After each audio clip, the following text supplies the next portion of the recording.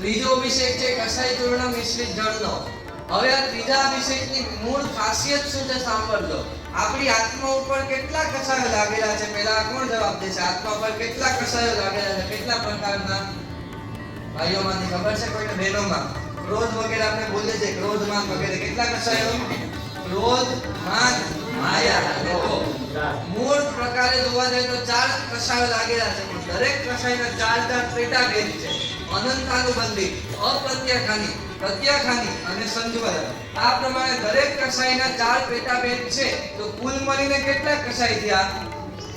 એક કસાયના 4 પેટાભેદ, તો કુલ મળીને 4 કસાયના 16 પેટાભેદ. આ રીતે કુલ મળીને જોવા જાય તો 16 કસાય આપણી આત્મા પર લાગેલા છે.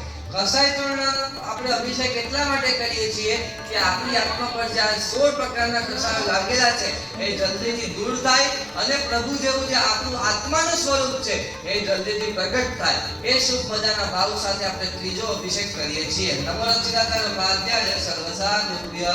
પહેલા કુસુમાંજલિ રાખજો હાથમાં. નાના સુગંધિ પુષ્પો કર નિરાજન થઈ કરુણામાદા પામોદ વિમિશ્રા પદદાન પુષ્પાંજલિ ભિવે. ઓમ નામે ગુરુનમ્ર પરમાર્થ પરમેશ્વરાય પુષ્પાંજલિ વિરંજામિ સ્વાહા.